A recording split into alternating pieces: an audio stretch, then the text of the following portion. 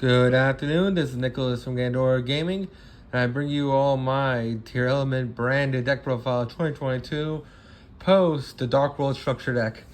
We have a brand new boss monster that breaks Tearlaments even more than they already have. This card is insanely good as just an Omni-Negate against normal spells and traps and monster effects. This card is amazing. Not only do we finally have a card that can negate evenly match, but we just have a card in general that just says, hey, I'm a 3200 beat stick. I just negates your shit.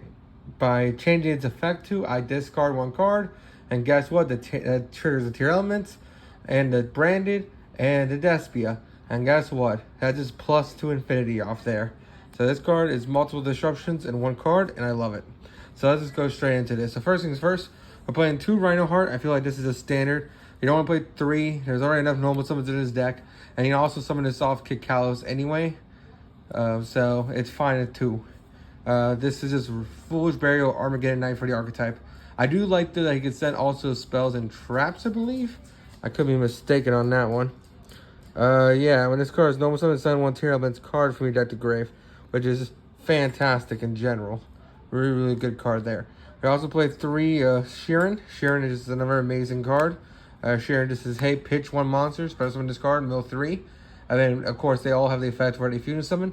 While pitching any card from your hand usually triggers it, which causes you to get even more pluses off the effect. And overall, it's probably one of the best Tearlaments besides Hoffiness, because Hoffiness is the other best of in the deck. That's because when your opponent activates a card effect, you just special summon this card to mill 3, which will trigger a whole bunch of hand. It's basically a hand trap in form of a monster, which is insanely great. And then, of course, 3 Merly, because Merly is Merly, and you just want to mill 8, and she allows you to mill 8 very, very easily. Not to mention, she's just a really, really great monster in general. We're also playing 2 new additions. King of Swamp is now back in the deck. King of Swamp is an amazing card. The reason why, because it can search Poly, and also it's treated as a fusion substitute, meaning we can treat it as Dark Grapha, allowing us to make any Tearlament, well, any dark monster to begin with, plus King of Swamp equals a Grapha, which is insanely good. We're also playing 1 Dramaturgia because, hey, Dramaturgia is a nice negate, not to mention it's a 3000 body that we can easily get off with a Poly. We're playing the 1 Fallen of Almas because it's still a brick, but we have to play it. The 2 Alubra Dubers because this guy just searches any branded card we want to get to ourselves, Brand Fusion, and that's just a great card to get there. And then the 2 Edgem Chains because we're still playing the Frafer package.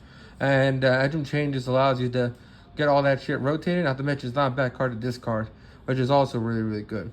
We're also playing 2 Tragedy as our final monster because, hey, when this card's sent from the field to grave, well, sent from anywhere to grave, it just triggers, allowing you to add any branded, will add any Despia monster from your deck to hand, and also you can banish this card to reset any branded card, which helps you have some follow-up for turn 2 and 3. We're also playing 3 Penimento. Penimento is a fantastic card. This is probably the best card in the archetype. It pops cards, it search on activation, it makes all your fusions plus Tearlaments gain 500. This card is stupid, and it's the reason why it's like $90 to this day, if not more. Of course, the 1 Terraforming to get yourself there. The 1 Insta Fusion because it's 1 Kick Kalos activation. Well, it's 1 easy way to make Kick Kalos because it's at level 5. We're also playing 2 Scream because Scream's not a bad card to mill. Not to mention, it makes all your Tearlaments a little bigger than your guys because it lowers your opponent's monsters. And it just allows you to mill more. So, really, really good. We're also playing 3 Brand Fusion because this card is super poly. Well, it's not super poly, but it's like double poly from deck on legs, which is insanely good. We're also playing 3 Branded Opening and 3 Poly as our final spell because these cards are amazing. Oh, my apologies, not the final spell. We also have 3 Patchwork as well. So that is it for our spells. And then finally for our traps, we are playing the 1 Solic because it's continuous negate. And then the 1 Crime Against Humanity because we need to negate our opponent's spells and traps and monsters and quick effect speed to stop them from DarkWorld entering us. And that is it for the deck profile. Alright, so now keep going. First things first, of course we are playing the 1 Grapha. This guy is just a free Omni-Negate on legs. It's very easy to make.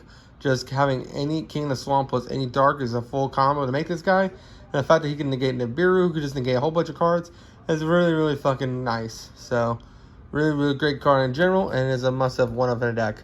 We're also playing Guardian Chimera because it's easy to make, pops boards. It's like a chain link 4 you can get on this guy, get multiple effects, and chain block your opponent. Not to mention, it can't be targeted card effects as long as Poly was used, and of course Poly is always going to be used. So it's just a big ass monster to help push for game and help break boards. Of course, the one Kaleido Heart, because Kaleido Heart also helps us push boards. It just sends the cards when a card is fusion summoned by shuffling back. Not to mention, it just floats when it dies by card effect, which is also great. It reborns itself and then Foolish Burials, which is just insanely good.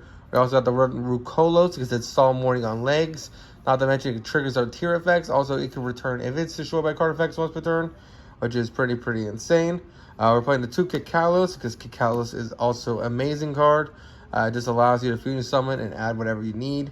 Very great utility and overall just fantastic. The 2 Dragos Stapelias to help shuffle stuff back. Not to mention they're also monster negates, which is also great. The 1 Starving Venom because he outs towers. Sometimes you just have a 4,000 Agnister and you need to get over that. And since we're not playing cards like Axis Code, this is the best way to do it. And it just helps us out towers, which is really nice. Not to mention when it dies, it just nukes the field, which is also good. We're also playing the 1 Mirror Jade, talking about nuking the field. It's also a once per turn quick effect banish. Of course, you do have to skip a turn after it's used, but that does not matter when you're banishing your opponent's good stuff and nuking their board during the end phase, which is pretty solid. We're also playing the 1 Target, the Albion, which was sent off the Mirror Jade, the Zubellion, which helps us make the Mirror Jade, and then, of course, I'm still playing triple Masquerade. You probably don't have to, but I really just like making 3 of these guys and burning your opponent out of the game. And that is it for the deck profile. I hope you all enjoy.